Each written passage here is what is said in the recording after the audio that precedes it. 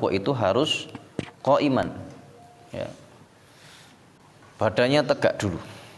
Nah, itu posisi yang pertama yang perlu diperhatikan dalam rukuk. Yang kedua,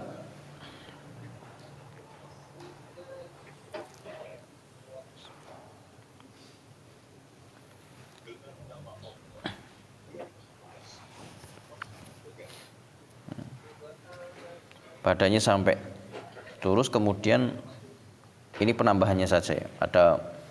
Ada yang mengatakan punggungnya juga lurus dan sebagainya, ini penambahan saja. Tapi secara inti adalah badannya tuh kembali tegak ke posisi semula. Atau dalam redaksi yang lain itu disebutkan faida rafa'a ra'suhu, ketika Rasulullah itu mengangkat kepala beliau, artinya dari rukuk, faida rafa'a ra'suhu istawa qa'iman hatta ya'uda kullu faqarin makanihi. Beliau itu berdiri sampai ya'uda kullu faqarin makanihi, sampai punggungnya itu kembali ke posisinya. Artinya punggungnya kembali ke posisinya adalah ya kembali ke posisi punggung itu kan lurus gitu. Nah, itu yang dimaksud kembali ke posisi semula. Jadi bangkit dalam keadaan lurus. Nah, ini juga perlu menjadi catatan orang-orang yang i'tidal maupun ruku, ya. Disempurnakan punggungnya sampai ke posisi semula. Yang berikutnya yang kedua, setelah punggungnya lurus, bangkit, punggungnya lurus. Yang kedua, mengangkat tangan ketika bangun dari ruku. Ya, mengangkat tangan ketika bangun dari ruku. Ya. Jadi mengangkat tangan itu maksudnya bertakbir. Ya. Takbirnya seperti takbiratul ihram gitu.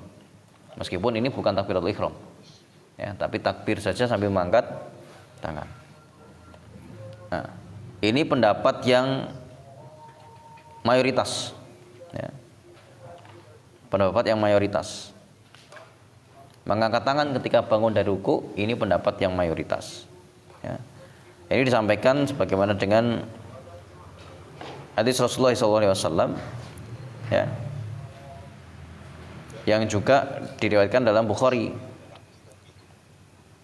bahwa dulu ketika Rasulullah SAW itu bangkit dari ruku, beliau mengangkat kedua tangannya setinggi pundak.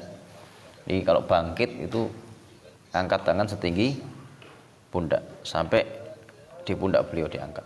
Ya. Nah, ini juga dijelaskan dalam penjelasan-penjelasan yang lain oleh para ulama-ulama terdahulu. Contoh seperti misalnya Wa'il bin Hujr itu berkisah, ya. Orang-orang alim terdahulu itu termasuk sahabat Wa'il bin Hujr, beliau melihat Rasulullah SAW kalau beliau akan ruku, ya, itu beliau bertakbir. Kemudian ketika falama qala, ketika kemudian mengatakan sami Allahu liman hamidah, beliau juga rafa'a yadayhi, beliau juga mengangkat tangannya. Jadi ketika Rasulullah membaca sami Allahu liman hamidah, rafa'a yadayhi. Menurut kesaksian dari sahabat Wa'il bin Hujr, ketika ketika sami Allahu liman hamidah itu bersama dengan rafa'a yadayhi, mengangkat tangan. Ya. Nah, ini pendapat yang masyhur, yang lebih banyak pengikutnya. Meskipun ada yang berpendapat tidak mengangkat tangan, ya. Salah satu sahabat yang berpendapat atau pernah meriwayatkan tidak mengangkat tangan itu, contohnya misalnya seperti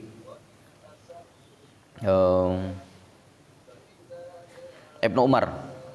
Ibnu Umar itu tidak mengangkat tangan, ya. Ibnu Umar itu tidak mengangkat tangan. Tapi kalau berdasarkan dengan hadis yang tadi, ya, kesaksian dari sahabat Wa'il, itu Rasulullah mengangkat tangan.